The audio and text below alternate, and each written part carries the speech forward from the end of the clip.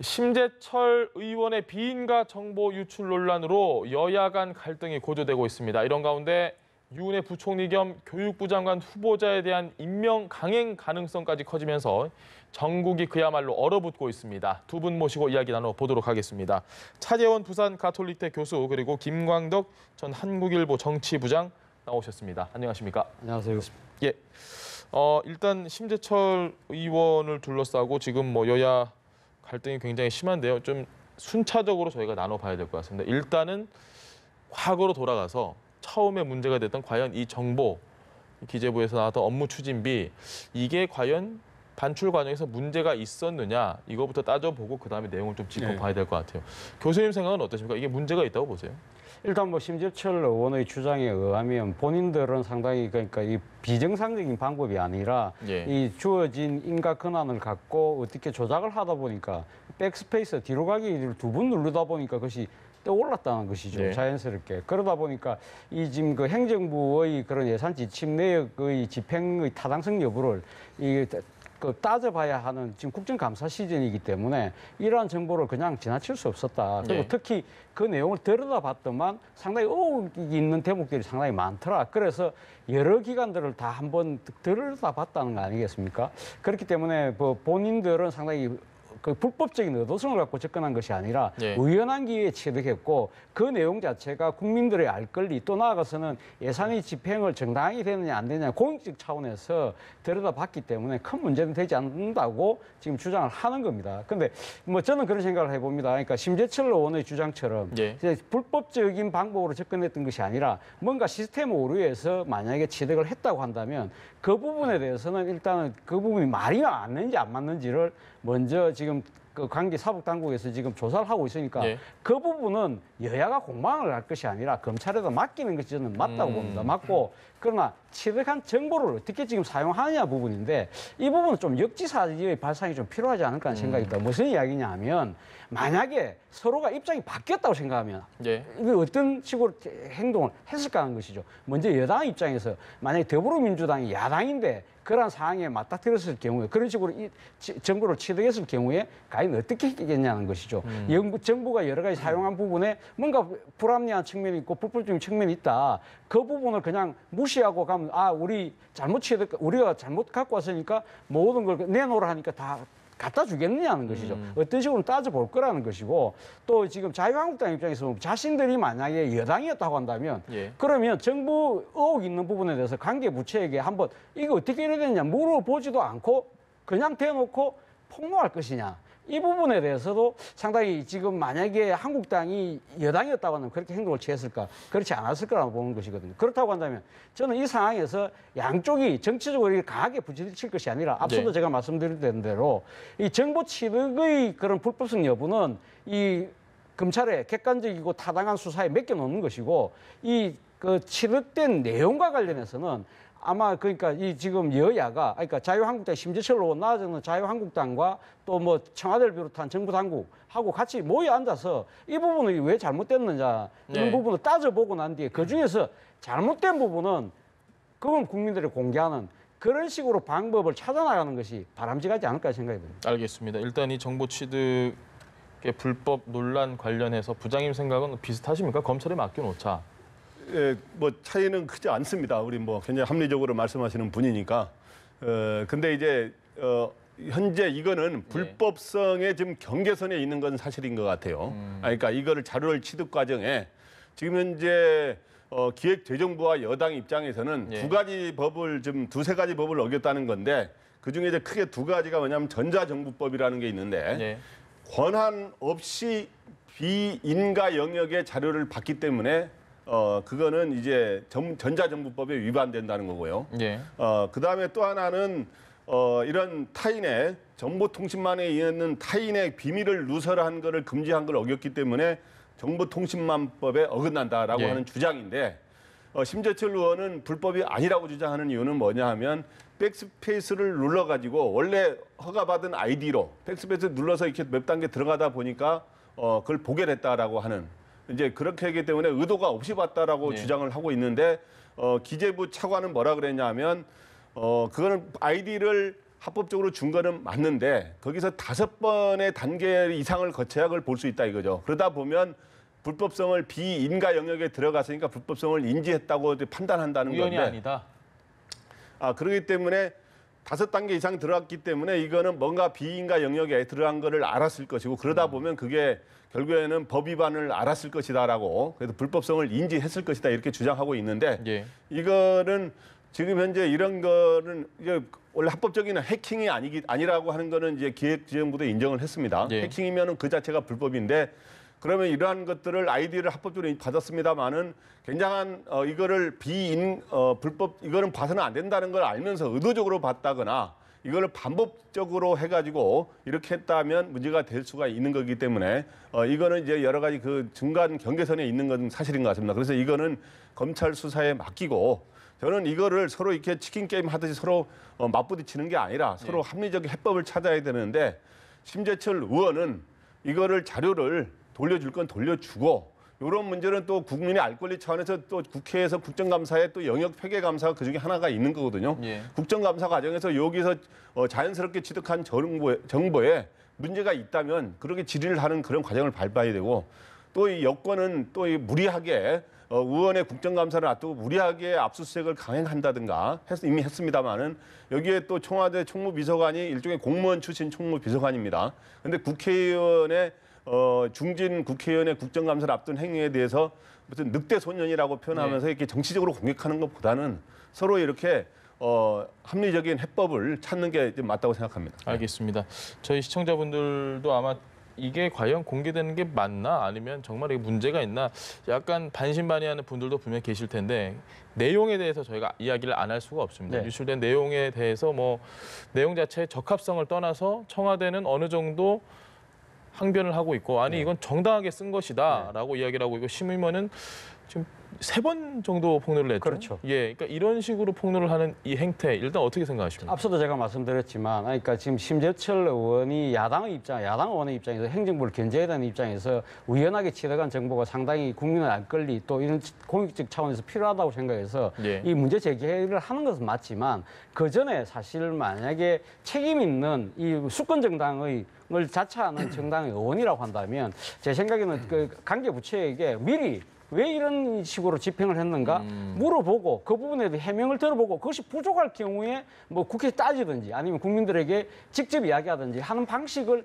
택하는 것이 낫지 않았을까 하는 생각입니다. 지금 무턱대고 사실 그 제기하는 것처럼 결과는 그렇게 빚어지고 있다는 것이죠. 언론에 공개 예, 못했으니까. 공개했는데 거기에 대해서 지금 청와대나 지금 정부 당국에서 이야기하는 부분들이 상당히 해명이 설득력이 나름대로 있다는 것이죠. 예. 예를 들면 뭐 미용권에 의해서 미용실의 뭐 선거처럼 보였지만 사실 따지고 보니까 이 지금 그 혹한기에 의경 목욕시킨, 예. 의경들 고생했다고 해서 치킨하고 뭐 피자 사준 어떻게 보면 좀 훈훈한 미담 예. 같은 그러한 그 이 지금 돈 처리한 부분들 이런 부분들이 다 나오고 있는 것이거든요. 물론 이 지금 어제 심재철 의원이 이야기했던 청와대 행정관과 비서관들이 임용 전에 이 정책 자문료 형태로 수당을 받은 부분에 대해서는 물론 이 뭐 편법 여부를 따질 필요가 있습니다만은 사실 지난 정권 자체가 조기 대선에 의해서 인수위가 없이 일종의 개문 발착식으로 그 서둘러 출범하다 보니까 상당히 이 그 비서관이나 행정관으로 내정된 분들이 신원조사가 끝나기 전에 정식 임용되기 전에 일종의 열정페이를 강요하는 꼴이 되니까 거기에 대해서 정부가 돈을 지급한 부분에 대해서는 물론 편법이나 꼼수의 측면은 분명히 있습니다만은 저는 차제의 이러한 특수한 경우에 대해서도 한 번은 따져볼 필요가 있지 않을까 제도적 보완을 할 필요가 있다. 그러나 앞서 다시 돌아가서 이런 그 그러니까 이 나름대로는 뭐 합법적이라고 하지는 않는다 하더라도 어쨌든 우연하게 취득되는 이런 정보를 가지고 이야기한 부분들에서 야당 의원들은 충분히 나름대로 주장을 할 수 있는 것이고요. 네. 그러나 그 도를 저는 앞서도 이야기했다시피 관계당국에 먼저 한번 두드려보고 가는 그런 것이 필요하지 않았나 생각이고 아울러서 제가 말씀드리고 네. 싶은 부분은 지금 업무 추진비라는 부분을 다 뭉뚱그려서 이렇게 비공개 비밀주의로 가는 것이 과연 맞느냐는 부분입니다. 앞서 제가 말씀드렸지만 청와대가 지금 해명하는 부분들을 과연 그 정도의 사용한 부분들을 그러면 왜 이걸 미리 공개를 하면 안 될까? 이런 식으로 가면 야당 의원이 이렇게 꽁꽁 숨어 있는 자료를 찾아와서 이렇게 폭로하고 거기에 해명하는 식으로 국민이 납득하고 이런 방식은 조금 문제가 있다는 것이죠. 만약 촛불혁명에 의해서 탄생된 문재인 정권이라고 한다면 이런 특수활동비가 아니고 업무 추진비에 관한 부분들은 상당 부분은 집행하고 난 뒤에 이렇게 당당하게 국민들에게 먼저 공개하는 방법도 하나의 방안이 아닐까 생각이 듭니다. 관계 기관에 먼저 좀 알려서 답변을 들어보는 건 어땠을까라는 이야기를 하셨는데 부장님 생각도 그러신가요? 예, 저도 그 합리적인 방안이라고 생각하는데요. 어떻든 만약에 불법으로 본 게 아니라고 주장하고 있습니다만은 예. 우연히 봤다고 하더라도 이게 이제 결국엔 재정 정보 분석 시스템의 잘못으로 인해서 그 아이디로 볼 수 있게 된 거거든요. 그러니까 정부가 할 조치는 뭐냐면 빨리 그러한 거를 인가되지 않은 사람이 볼 수 있는 거를 되지 않도록 빨리 그 시스템을 고치는 게 필요한 거고 예. 심재철 의원은 그 자료를 부득이 봐서 그중에 진짜 국민의 차원에서 볼 때 정부의 일종의 예산 운영이라든가 청와대 운영에 문제가 있다면 일종의 의혹 제기는 할 수 있는 겁니다. 그런데 그거를 법 테두리 내에서 돌려주고 그리고 그게 필요한 부분을 갖고 국회 국정감사라고 하는 거는 또 면책 특권이 있지 않습니까? 예. 국회 본회의라든가 대정부 질문도 할 수 있는 것이고요. 그래서 그런 데서 이런 것들은 어떻게 됐느냐. 지금 현재 논란이 된 거는 격가지를 제외하면 크게 두 가지인데 하나는 바로 이제 밤 11시 이후하고 예. 그다음 휴일과 공휴일에 그거를 쓴 게 과연 원래 일반적으로는 맞느냐. 원칙적으로 금지되어 있는데 부득이한 사유가 있을 때 할 수 있게 돼 네. 있거든요. 그럼 이런 것들을 2억 4천이 되는데 이게 어떻게 된 거냐라고 질문할 수 있는 거고 그럼 청와대도 또 해명하지 않았습니까? 또 해명하고 또 하나는 작년에 인수위 없이 출범하는 과정에서 한 2달 가량 여기에 이 청와대 행정관 비서관들한테 일종의 정책 자문위원이라는 거로 임시로 기용해가지고 네. 정책 자문위 형식으로 준 게 과연 정당하느냐? 이게 과연 편법이냐 아니냐? 제가 보기에 뭐 큰 불법이라든가 비리 이런 게 나타난 건 아닌 것 같아요. 다 해명을 하는 거 보니까 그렇지만 그래도 결국에는 심재철 의원이 아직까지 공개한 적에 결정적 한 방은 없었습니다. 그러나 또 문제를 제기해가지고 앞으로 제도 개선이라든가 이런 것들을 어떻게 관행을 만들어가야 하느냐 하는 거는 한번 논의해볼 가치가 있는 것들이기 때문에 그런 서로의 정상적인 절차로 서로 여야가 궤도 속에 들어와서 네. 그런 과정을 거치는 게 바람직하다고 생각합니다. 알겠습니다. 차 교수님께 간단하게 여쭤볼게요. 네. 한국당 의원들이 지금 뭐 검찰도 가고 네. 법원도 가고 또 기재부 차관을 이제 뭐 곧 법적으로 뭔가 걸어보겠다 이런 얘기도 하는 네. 것 같은데 이에 대해서는 적절하다고 보십니까? 저는 뭐 사실 뭐 그 야당 입장에서 지금 또 이 그 당의 중진이기도 하고 전직 또 국회 부의장을 지냈던 심재철 의원의 정책적 압수수색한 부분에 대해서 상당히 조금 이 정부 측의 처사가 지나치다고 판단할 수는 있겠죠. 그리고 특히 국정감사를 앞두고 있어서 이런 식으로 정부 여당의 처사에 대해서 이렇게 당하고만 있어서는 안 되겠다는 그러한 하나의 정치적인 저항의 의지를 표현하는 건 좋습니다만 예. 그러나 제가 생각했을 때는 조금 정도가 좀 지나친 것이 아닐까 하는 생각을 합니다. 대표적인 경우가 예를 들면 사법부를 찾아가서 대법원장을 만나서 이 지금 압수수색 영장을 내준 거에 대해서 강하게 항의하는 부분들은 저는 지금 물론 뭐 양승태 대법원 시절에 재판 거래 의혹은 있습니다만 예. 그 뒤에 지금 들어선 이 지금 이 김명수 대법원장 체제에는 뭐 과연 그 뭐 지금 개별 그 재판관들의 그런 결정에 대해서는 사실 우리 헌법상 다 단독 그 법원들이 독립된 법과 양식 기관이죠, 독립된 전부 다. 판단하도록 돼 있는데 예. 그러면 지금 대법원장한테 따진다는 것 자체가 그럼 대법원장이 그럼 일반 그 개개 법관들에게 영향을 미치라는 이야기입니까? 이러한 부분들은 상당히 조금 문제가 있다. 그리고 또 기재부 차관을 뭐 일종의 고발하는 차원은 뭐 어느 정도 할 수 있지만 무턱대고 김동연 기재부 장관, 예. 그리고 법무부 박상기 법무부 장관에 예. 대한 해임 건의안까지 추진하겠다는 것 자체는 일종의 정치적 공세를 위한 공세처럼 비칠 대목은 있다. 그런 측면에서 본다고 한다면 물론 앞서도 제가 말씀드렸습니다만 이러한 식으로 정치적 테러 없이 이렇게 맞부딪히는 것이 과연 야당한테도 득이 될 것인가 부분은 좀 신중히 따져볼 필요가 있지 않나 생각이 좀 듭니다. 과하다라고 생각을 하시는 것 같은데 부장님께서는 검찰의 압수수색과 한국당의 이런 항의 방문 어떻게 좀 생각하십니까? 일단 압수수색을 이야기하자면 추석 직전에 압수수색을 예. 기획재정부가 고발하자마자 압수 직후에 지난 21일 날 압수하지 했죠, 않았습니까? 굉장히 이거는 저는 좀 무리하다는 생각이 듭니다. 왜냐하면 과거의 경우에도 과거의 권위주의 정권 시절에도 야당 의원의 국회의원에 간 사무실을 예. 이런 식으로 뭐 그 사람이 큰 국가 안보상의 문제를 있다든가 큰 비리를 저질렀다는 게 아니라 현재 이 시스템이 좀 잘못에 의해서 비록 의도가 있었는지 없었는지 그거는 알 수가 없습니다만 그 자료를 본 거를 가서 결국 수사를 하는 과정에 할 수 있습니다만은 여러 가지 그렇게 속도를 내서 그렇게 할 필요까지는 없었거든요.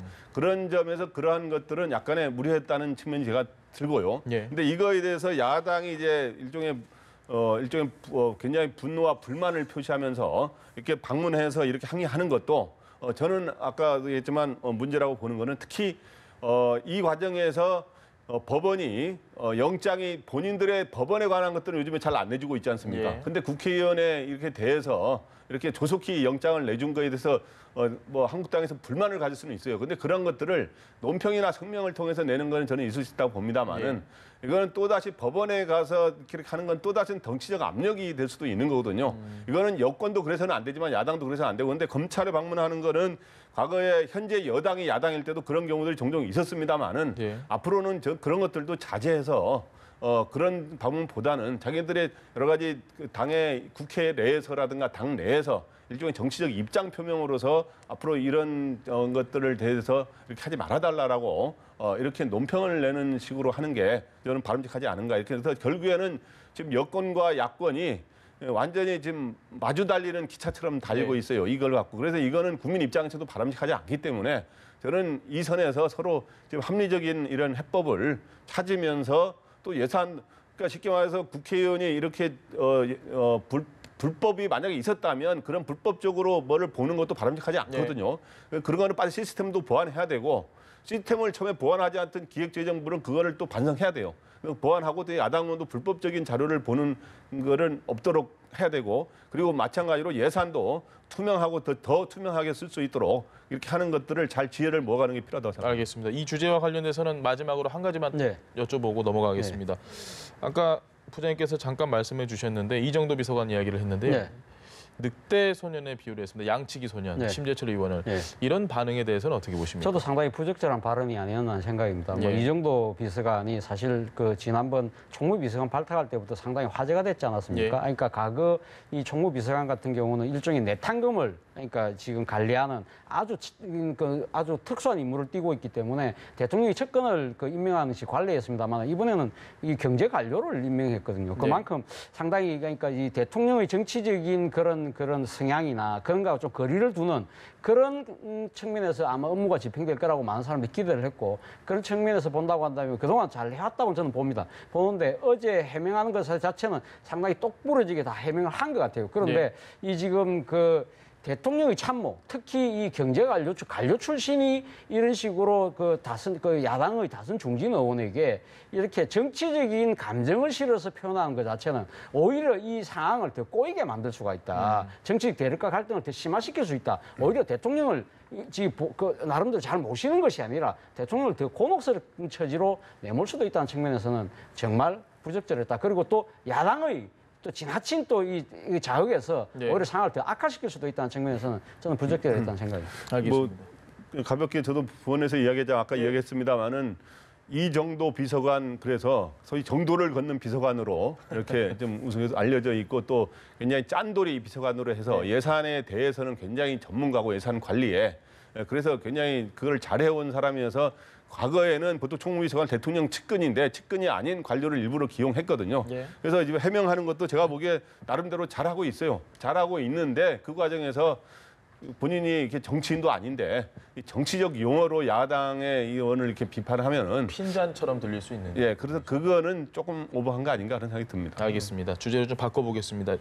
유은혜 교육부 장관 후보자 인사청문 보고서가 결국은 채택이 불발이 됐는데 일단은 시간이 좀 지나서 시청자분들이 혹시 모르실 수도 있으니 다시 한번 쟁점이 되는 부분, 야당이 왜 반대를 하고 있는가 그 부분을 조금 몇 가지만 추려서 얘기해 주셔야 될 것 같아요. 아직까지 청문경과 보고서 채택이 완전히 불발된 건 아닙니다. 지금 보류가 됐습니다. 청와대가 다시 이 국회에 보고 한 번 더 이 논의를 해서 보내달라고 하면서 재송부를 요청을 했거든요. 그러니까 재송부를 보통 요청할 수 있는 기간이 열흘까지 지정할 수 있는데 어제 청와대에서는 사흘간 지정을 했어요. 그렇다고 한다면 오늘하고 오늘하고 내일 빼면 다음 주네요. 다음 주 그러니까 월요일 하루밖에 안 남았거든요. 그런데 하루 만에 여야가 그 의견을 좁히기는 상당히 힘들어 보입니다. 불발 가능성이 높죠. 불발 가능 결국 불발은 될 겁니다만 될 가능성이 높습니다만 예. 그런데 왜 이렇게 반대하느냐? 야당 입장에서는 두 가지 문제겠죠. 도덕성과 자질 다 지금 문제가 있다. 뭐 한국당에서 이야기하는 것은 이번 청문회를 통해서 그 어떤 이게 도덕성도 그 어떤 예. 자질도 우리가 볼 수 없었다고 주장하는데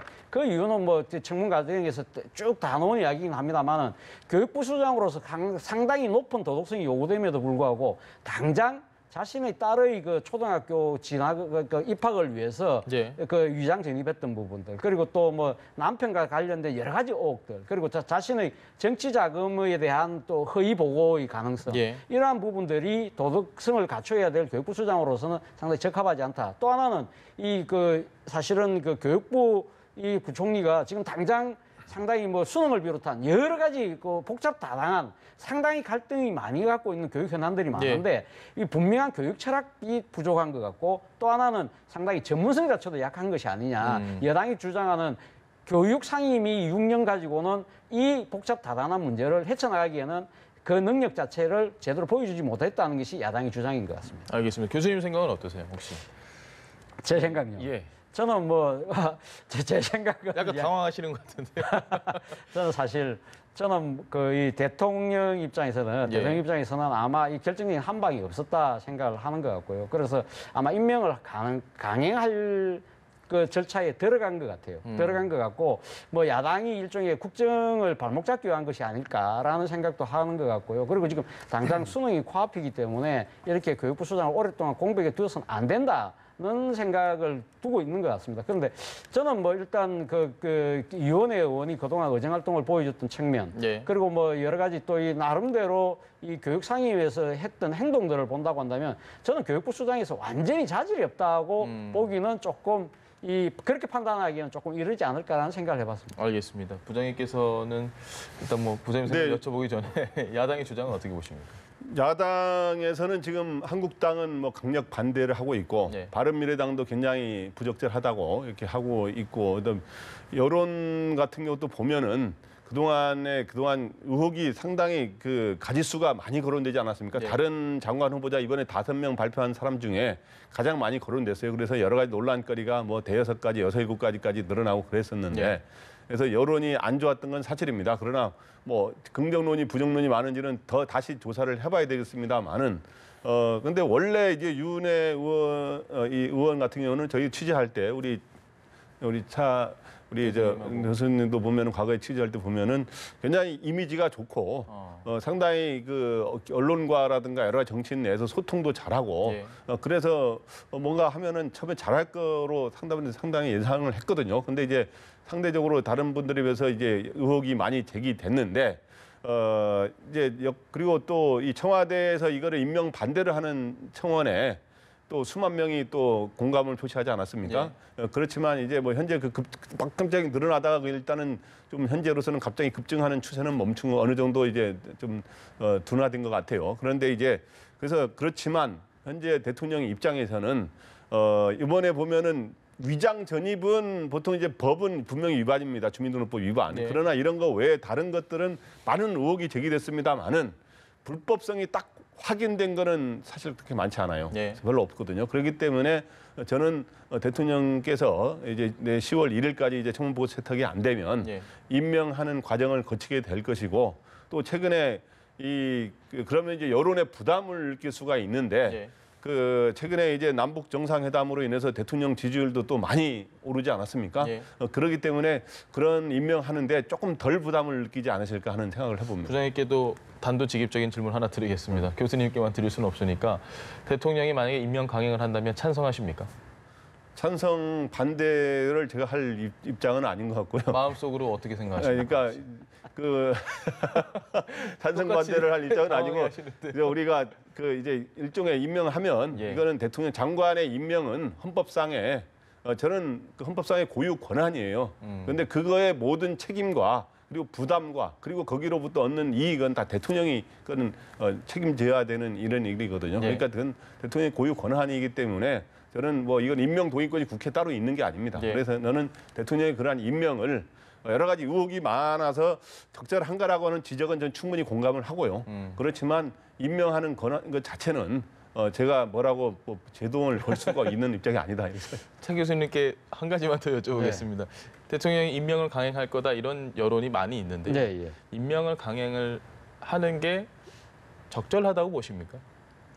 저는 뭐 그 문재인 대통령 입장에서는 아마 네. 그렇게 생각을 할 수밖에 없는 상황이 아닐까 하는 생각입니다. 앞서도 제가 말씀드렸습니다만은 야당이 사실 이번 청문 그러니까 장관 이번 2차 개각에 대해서 상당히 청문 과정에 들어가기 전에 뭐라고 이야기하는 김성태 원내대표의 편을 빌면 한 놈만 편다는 거 아닙니까? 그렇죠. 그렇기 때문에 좀 위원회 이 후보자만 딱 지명을 해서 일종의 반대를 위한 반대의 측면이 상당히 강하다. 정치적 공세의 성격이 강하다. 그리고 여러 가지 의혹들이 제기됐지만 앞서도 말씀하신 것처럼 결정적인 한 방이 없다. 그리고 이 부분 그리고 또 문재인 대통령 입장에서는 사실 이 지금 교육 부분에 있어서 사실 어떻게 보면 이 자신의 그 지금 남북 관계가 상당히 잘 되고 있기 때문에 지지율이 상당히 급반등했습니다만은 그러나 앞으로 이 그 교육의 그 결과에 따라서 작용할 수 있는 그것이 부분이죠. 상당히 내관으로 작용할 수 있는 부분이거든요. 그렇기 때문에 본인 입장에서는 아마 상당히 믿을 수 있다. 나름대로 이 재선에 불과하지만 그동안 오랫동안 당뇨 생활을 통하고 또 여러 가지 정치권의 경험들을 봤을 때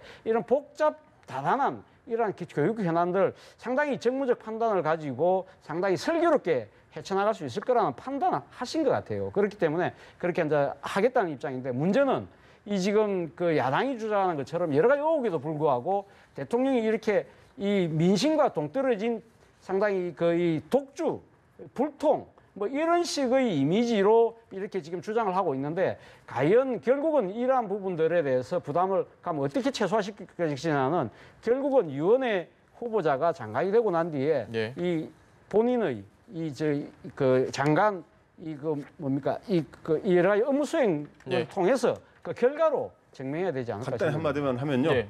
10초만. 그러니까 앞으로 교육장관이나 법무장관, 뭐 장관에 뭐 이렇게 따로 무슨 뭐 구분이 되지는 않습니다만 이런 분은 상당히 이 분야에서 교육이라든가 법 차원에서 모범이 돼야 되기 때문에 앞으로는 더 의혹이 없는 검증을 철저히 해서 엄격하게 더 좋은 사람을 앞으로는 좀 임명하는 게 더 이렇게 심려를 써야 되지 않나 이런 생각을 합니다. 알겠습니다. 오늘 굉장히 단도직입적인 질문을 드렸는데 두 분 답변 정말 고맙습니다. 오늘 말씀 여기까지 들어보겠습니다. 지금까지 차재원 부산 가톨릭대 교수 그리고 김광덕 전 한국일보 정치부장 두 분과 이야기 나눠봤습니다. 고맙습니다.